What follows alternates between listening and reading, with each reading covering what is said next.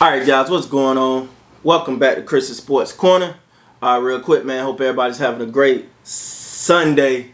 Kind of a new setup, working on some new things here, so things look a little different. No worry, we can get a lot of stuff going on back here. Super excited, new little setup. But real quick, man, I want to talk about this Baltimore Ravens Pittsburgh Steelers game. I gotta be honest here, guys.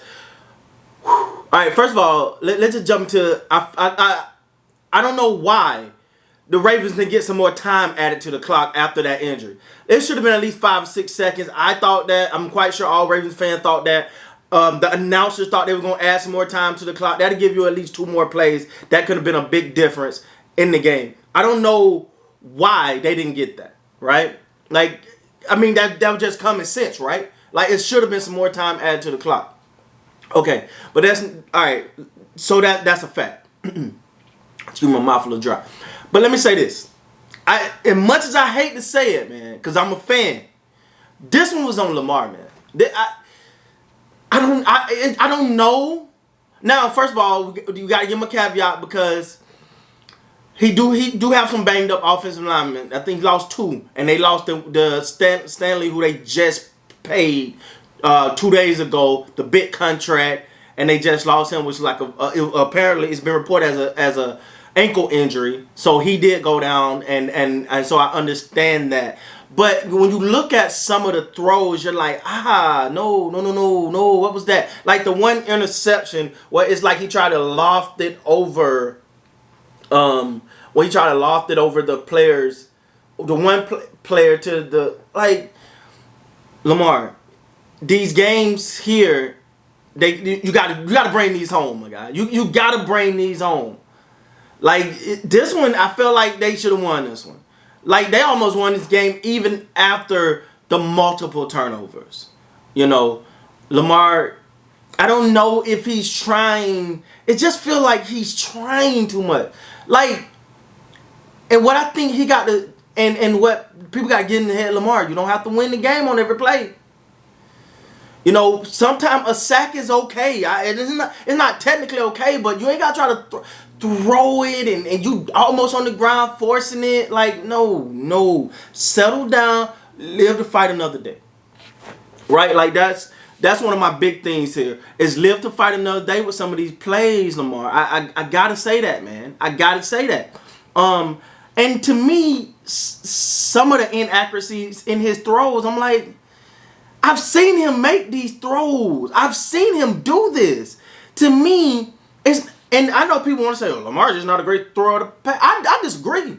I totally disagree. I don't know if he's going through like this little stretch or whatever's going on, but I've seen this man make some amazing throws. Some amazing throws. It was even some throws in this where you were like, that was a good one. Now, also, I do believe, even though because it was I thought that last play of the game, there could have been a pass interference called there, but you know they don't challenge it. You can't challenge pass interference no more, I don't think. But it could have been some pass interference. But the fact, and this is a good play by Fitzpatrick, the fact that he went for the ball, like a lot of times, what get cornerbacks in trouble is instead of they're making a play on the player instead of making a play on the ball, and I felt like that's why. You know, you can't argue that it wasn't one call there, but it could have been. But he made a play at the ball, and by rule, each player has a right to the football. All right. So let me give props to the Pittsburgh Steelers for fighting, for showing that championship resolve. Man, they came out, they had the opportunity to fold. They were down by 10. The Baltimore Ravens had their running game going, and they just kept fighting, And one of the things they did not do is beat themselves. Where you look like, the Baltimore Ravens beat themselves.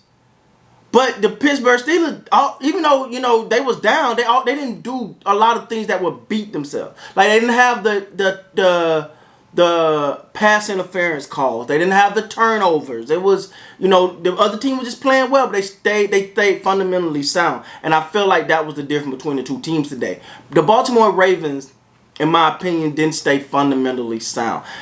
I understand what Lamar Jackson is capable of on on the ground and in the air. I'm still saying he's a great passer. I'm not changing that.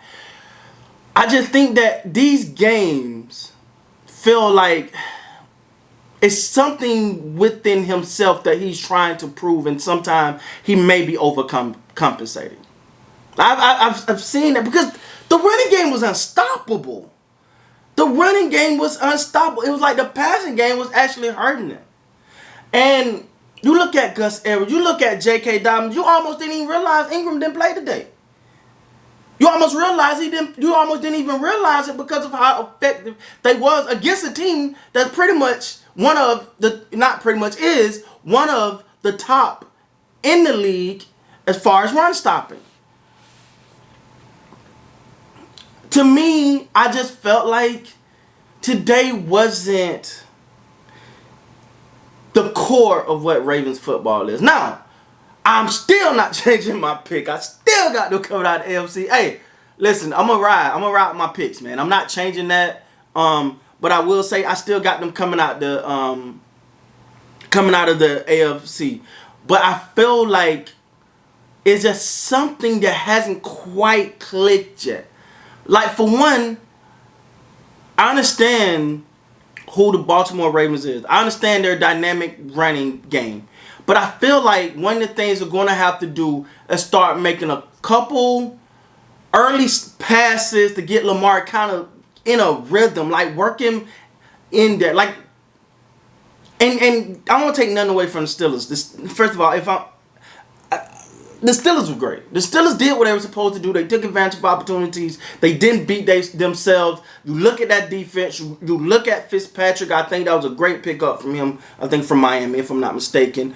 They got Claypool. They got Schuster. I think Connor, to me, is one of the underrated running backs in the league. And I don't think he get the pub he deserves for the way he plays and how good he actually is. And including his whole battle with Counselor. It was amazing. I salute to that guy. So I don't want to take nothing away. But when you look at this game, I'm like, the Baltimore Ravens beat themselves. And I feel like Lamar Jackson needs to... I feel like he wants to be... And everybody want to get better each year, but he want to top his MVP performance.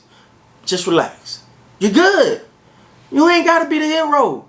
You got a team. You got a great tight end core. You got a decent wide receiving core. You got a phenomenal running back core. Now, I will say that offensive line with those injuries can be, I think they kind of hurt things a little bit. But overall, I feel like the Ravens are good.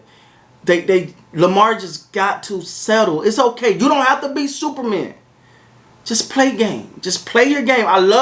But he don't get down on himself, and I love that. He don't say, "Oh man, my God, what's going on?" He gets up. He keeps his motivation. I just really believe he's gonna get it, man. I really believe he's gonna get it. With that being said, guys, please like, comment, subscribe to the channel. Till next time, man. You guys be great.